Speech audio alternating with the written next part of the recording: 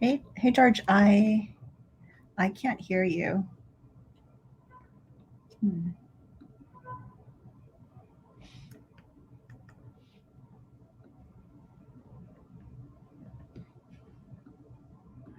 Um, hey, George. Can you hear me?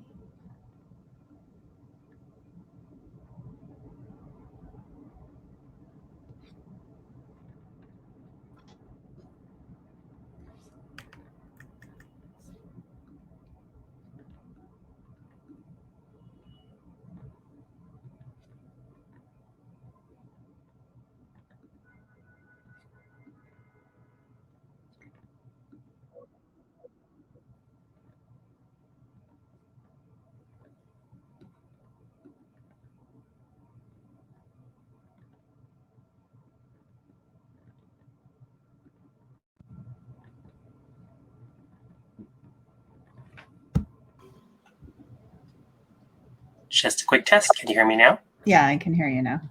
Oh, just 1 second. Sorry.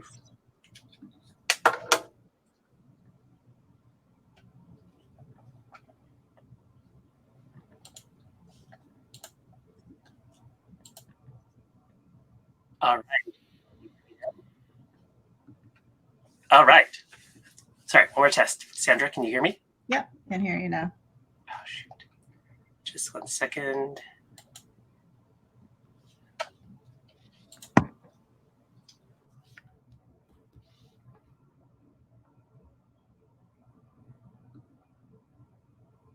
And one more test. Are you hearing me now? Yep, can hear you now. Shoot. One more second. Apologize.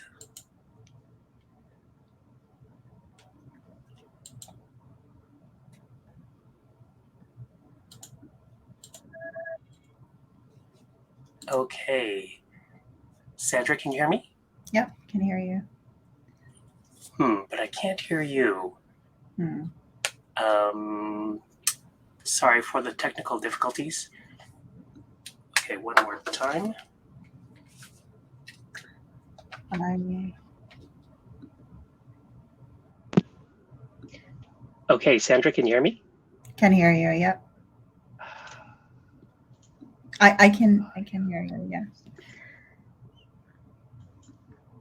Okay, I think I figured it out. Okay, welcome, current viewers on Facebook Live and future listeners from wherever you are. Welcome to another episode of Talk Story with More Equitable Democracy. I'm George Chung, MED's Executive Director, and I'm super happy to be here with you today. We're coming to you today from Seattle, the ancestral home of the Duwamish, Muckleshoot, and Stillaguamish people. And our guest today here is Sandra Choi. Sandra, can you tell us about the land that you're on? Yeah, Flushing is part of the land of the Lenape people. Awesome, thank you. All right, now let's talk story. Those of you who have tuned in before would remember that talk story is a Hawaiian pidgin term meaning to converse, share experiences, to be raw, authentic, and thus bond with those you are sharing with. Hawaiian history is passed down through oral language and stories in this way from generation to generation and is still alive and well as part of native Hawaiian and local culture in the Hawaiian Islands.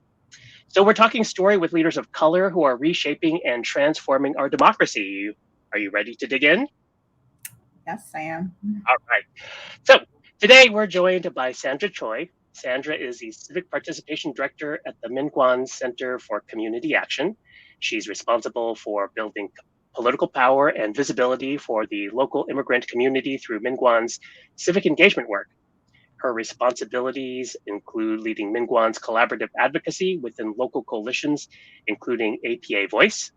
And prior to MinKwon, she served as the Director of Economic Development at the Detroit Economic Growth Corporation. She was born and raised in Queens and is a former local candidate for US Congress. She's a second generation Korean American who received a BA with honors from Fordham University and a master's in international affairs at Columbia University's School of International Public Affairs. Yes, Welcome, Sandra. thank you. Thank you so much for having me. Welcome, and also happy Asian Pacific American Heritage Month. Happy API Heritage Month. Yay. All right. So, enough about me.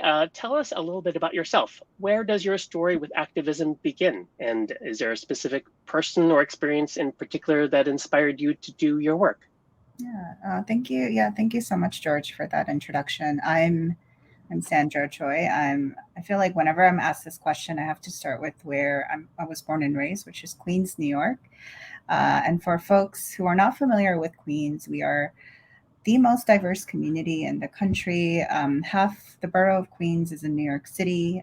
Half of our residents are foreign born. We're truly the melting pot of the United States. And it's in this community that I was born and raised with my family. My parents are first generation immigrants from South Korea, uh, and I feel like that experience has really shaped the person that I am today. In fact, one of my when I was younger, the organization that I'm with now, this is where I started my community activism work. A couple of censuses ago, I was volunteering with the organization, doing community outreach, and now I'm in this role today. So it feels like a full circle. Was there experiences that your parents had that informed your political activism? Yeah. So in Queens in the 1980s, there was a lot of immigrants that were coming over from South Korea, and I feel like their experiences as working class parents, as first gen, that face a lot of language barriers, just economic hardships, and also for our family to be a caregiver for my grandmother who had lived with Parkinson's disease in the last few years of her life. I feel like those experiences have all shaped who I am Were and what I your say. was your family active in politics in Korea? No, no, absolutely not. No, actually, yeah. So for my parents, I think it's hard for a lot of immigrant parents to understand the work that we do with community organizations because the immigrant mentality is all about survival. Um, and working and serving and advocating on behalf of vulnerable community members, it's not really a priority when a lot of folks are just trying to pay rent and get ahead. But I really believe that the work that we do, serves everyone, empowers everyone, lifts the boats for everyone in the water. So, I mean, I'm looking at your background too. so, uh, so I try to share that with the folks who may not understand the work that we do every day, but how the large impact that it does make. Awesome. Thank you. Thanks for sharing that. We come to this work with so many different identities and histories from different communities, which can be defined in many different ways. So, will you play a game with me? We're going to play something called My People, My People. So, here's how it goes. For example, I might say, um, the smell of fermented shrimp paste makes my people drool. Or you might respond with, my people will answer your question when they're good and ready, not before. And then we look at each other and wonder what each other thing means. So we'll have 90 seconds on the clock. I'll start. Get ready, get set, go. So my people seek out the best playgrounds when they're visiting a new city. And so I'm supposed to respond with something from my community, right? That's Okay. right. So my people refuse to write their name in red. Oh, interesting. My people can tell a mahjong tile by just rubbing it with their thumbs. Okay. My people refuse to sit on cold surfaces. I mean, who would want to anyway? My people love media telling API stories, and I just finished watching Beef with Ali Wong and Stephen Yoon. Oof. Ooh, okay. So my people will shut down their businesses during the World Cup. Nice. My people love pride parades and treat it as a holiday. Ooh, okay. My people love to my people love to give my people love to ask if people have ate instead of saying I love you at times. Oh, yes, I appreciate that. My people, maybe your people too, love spending all day at Jimjilbang. Oh yeah, yeah, and my people love that too, and we'll spend New Year's Day at a Jimjibang all day. Okay, it sounds like maybe we'll have some date at a future Jimjilbang in Queens one of these days. There's a ton. There are. All right. So, enough about the mystery and intrigue. Can you unpack some of the answers and tell us about the communities that shape your work? Tell us more about your people. Yeah. So I think one word I would have to always kind of emphasize is just like the story of survival for a lot of folks that immigrate to Queens. A lot of them come with no resources, but there's a incredible resilience to survive and to be part of a community. Um, I'd also say that we we are sometimes we're small in number, but we're mighty with the power that we exercise. Um, and there's a lot of care as well. And in terms of the Korean American communities that you serve, are they more recent immigrants or have they been here for a number of generations at this point? Yeah, they have been here. The Korean American community, a lot of folks immigrated here during the 80s and 90s. I would say the more recent immigrants that are coming to New York City are more professionals, professionals rather than people. So they're a little different from the folks who have come here earlier in our history. But I also just want to share the organization that I'm with, MinKwon Center for Community Action. We've been around in the Queens community for about 40 years. And we're truly special in that our organization was founded by a South Korean activist, Yoon Han-bong, who was escaping persecution from the South Korean government. And he had started what's known as a madangjip. So basically, it's a house where all of these communities come together. So a lot of our a lot of our original organizers are still with us at our organization here today, and we hear stories of how there were a set of people who went out and earned money. Then there were a set of people who were taking care of the children, and there were another set of people who were like actively organizing, like teaching classes and just fighting for immigrant rights. So so I would say my family's history is also very tied to like my organization's history too, how it started, how it evolved, and it's yeah, I'm really lucky to be in the role that I am now because I get to work on this foundation that's been built upon people who have been serving our community for decades. That's great. Thank you.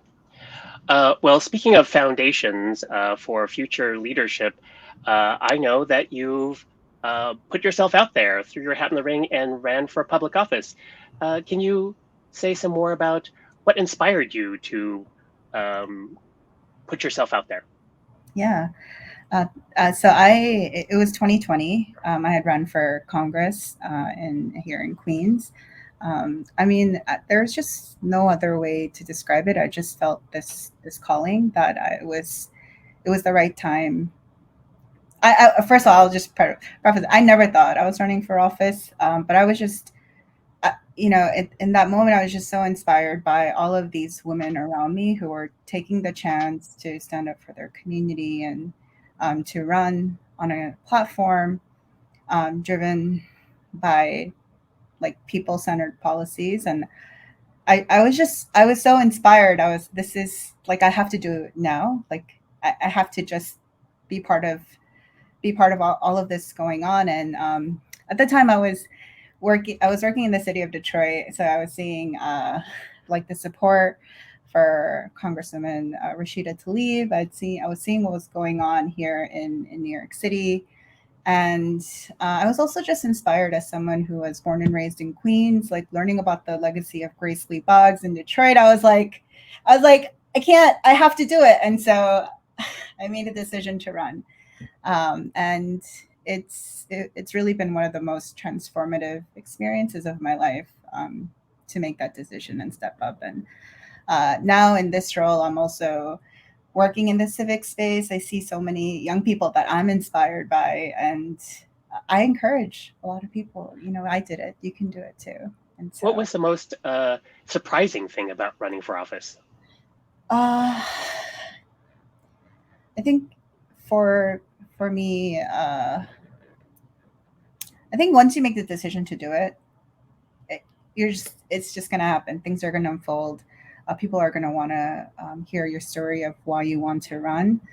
Um, So I think if you just are, if you're brave enough, if you know that your campaign and your your decision to run is truly rooted in wanting to serve the communities that you think are underrepresented, under resourced, under like unheard, take the chance and do it.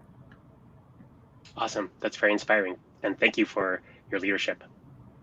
Yeah, appreciate it. So, pivoting a little bit, what did running for office teach you about electoral reform and the rules of the game? Yeah, it just made me realize it's still really hard for people, like everyday people, to make the decision to run. And then just reflecting on our country's history, the country was not built for a lot of, like, for people of color, for immigrants, for working class people. It was, I mean, if you go back, sometimes our history likes to bury it, but voting rights was only given to white males who own land. And if you see this legacy of it still today, right? In New York City, we're fighting for permanent residents to vote in local elections, and that's something that's been like organizers have been advocating for that for over 2 decades, including like my organization, my MinKwon's president. So he was part of the original group that advocated for green cards holders to vote in local elections. But a court in Staten Island has overturned it, and right now it's stuck in the court system. You see, I mean, you see the voting trends in New York City with, you know, like depending on your income level, like kind of dictates, sometimes reflects like how likely a voter is likely to vote, right? Do they have the resources to vote? Can they take time off to go to the voting polls? For immigrants too, for overcoming that barrier to become a citizen is so difficult. Um, but also then you have language barriers. You have other folks who are trying to like intimidate you outside the polls, especially our seniors.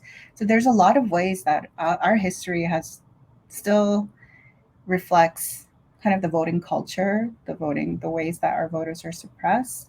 Um, so that yeah, that history is still well and alive in our democracy today. Yes, it is. And we continue to struggle to expand the franchise and make sure everyone has an ability to participate. So, thank you for that work. So, related to that, um, as many of us know, New York City not too long ago decided to add ranked choice voting to how it selects candidates in their primaries. And this is kind of how we know each other in terms of advocacy for the actual reform as well as the public education. So, thinking about that public education work, how did the immigrant community respond when you provided in language materials for complex ideas such as ranked choice voting? What was that like? Yeah. So Bingwon was really well positioned to do outreach on ranked choice voting. So throughout half of our organization's history, for about 20 years, we've been leading in the civic space. We also have this coalition, APA Voice. So what we do is we take the experience of of leading civic engagement work, door knocking, message development, how to work with community members. And then we help train other Asian American civic organizations, community based organizations that serve vulnerable community members to lead this work in their own communities. So MinKwon's based in Flushing and Eastern Queens. Currently, we have about 16 members, and I would say we have a fair share in Brooklyn, Manhattan, and organizations that serve citywide as well.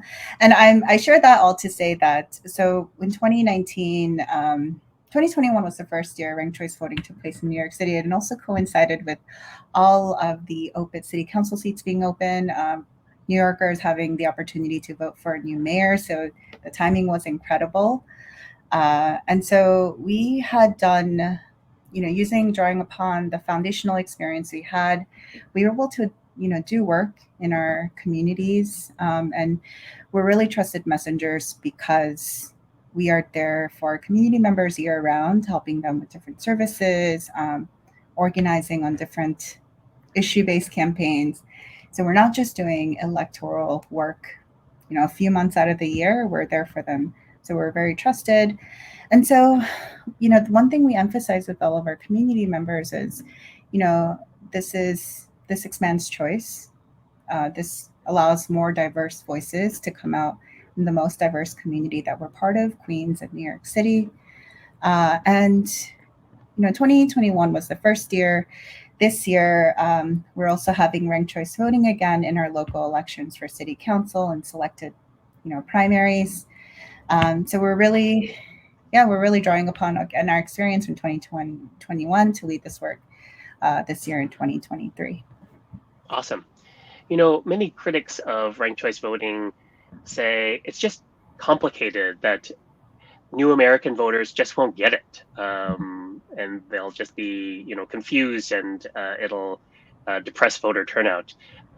What did How did you break it down and make it accessible or meaningful to voters in your community? Yeah, like first of all, that criticism is very demeaning and offensive, to say that immigrant voters can't grasp or understand the concept. When you're introducing any kind of new voting system, I think it's fair, and I think it's with the responsibility for everyone to lead adequate education, introduce resources that's language and culturally accessible. And we did a lot of that with more equitable democracy and democracy rising. But I will also say that the there's more work to be done, right, to lead ranked choice voting education and outreach in our communities. Yeah. Yes. Well, I think that you were just so, as you said, well positioned, given that you had trusted relationships and you're already doing so much work helping people navigate local government in general, in language and being culturally appropriate. So it's been great to partner with MinKwon. So backing up a little bit, back to 2019, tell us about MinKwon's journey in terms of helping pass the 2019 referendum.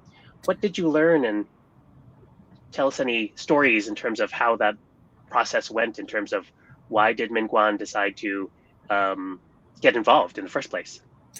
Yeah, so for this is the work of my predecessor, who led MinKwon's work around passing the referendum in 2019. But I think similar to how we lead our work currently, I mean, it's just making sure we're talking to our community with our coalition partners at APA Voice, and just be in partnership and listen to what folks need and want. And I think that kind of collaboration was how MinKwon decided to support ranked choice voting in 2019.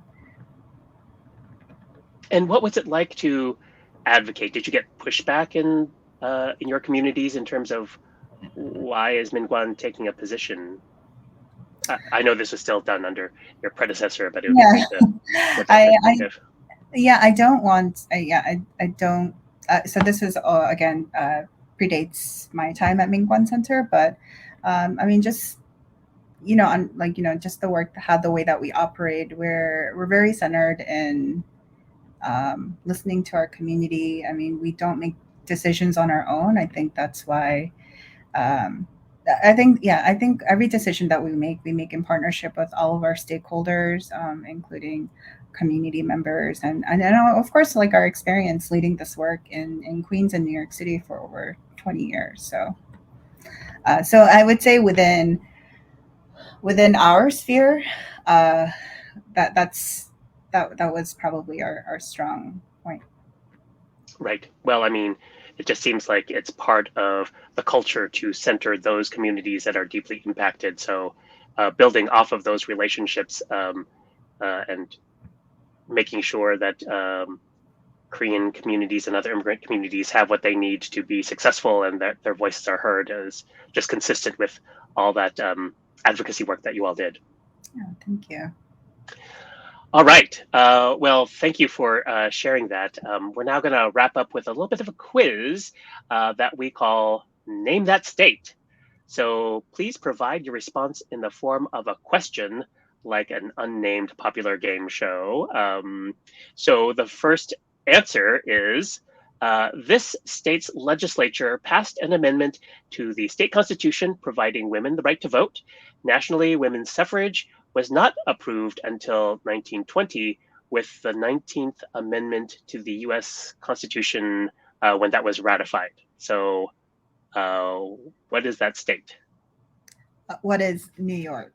What is New York? Okay. Ding, ding, ding. Yes. New York has been on the cutting edge and continues to be. So, next answer is as a gesture of friendship, France presented this beacon of freedom to the people of the United States in this particular state.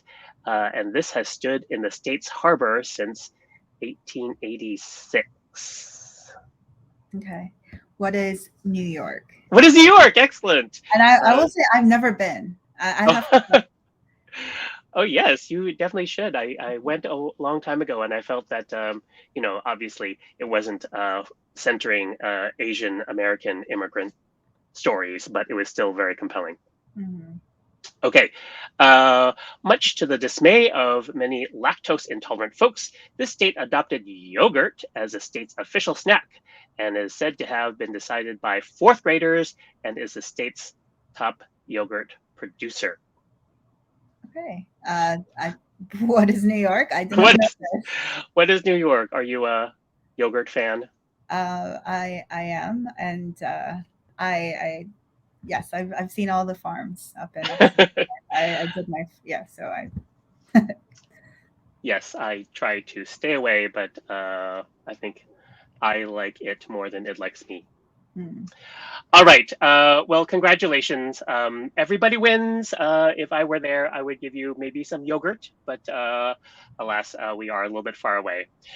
So, Sandra, thanks for being here today and talking with us and playing our silly games. Any last parting thoughts before we sign off today? Yeah. So we started off talking about celebrating recognizing Asian American History Month, and I would like to play host for a second and ask George, what is the one book that you would like to recommend your audiences in honor of Asian American History Month? Oh, Strangers from a Different Shore. Hmm. Um, yes, an early history of Asian American um, um, immigration and time in the US. So it's a little bit dated given that it was published maybe 20 or 30 years ago, but Ronald Takaki, I think, is the author that was early in, Asian American studies classes. So yes, this is the month to know our history and good time to reflect on the journey that we still have ahead of us. Sandra, Mhm. where can people find you and how can they support you? Yes. So you can find me online, Sandra for Queens. I don't tweet as much, but you can still follow me. And also, please support the work of the organization. I'm so honored and proud to be part of MinKwon Center for Community Action. We're leading a lot of active local campaigns, issue based campaigns that I think a lot of communities across the country are kind of facing similar challenges, especially So yes, so please follow the work of my incredible organization, who I'm so proud to be a part of. Okay.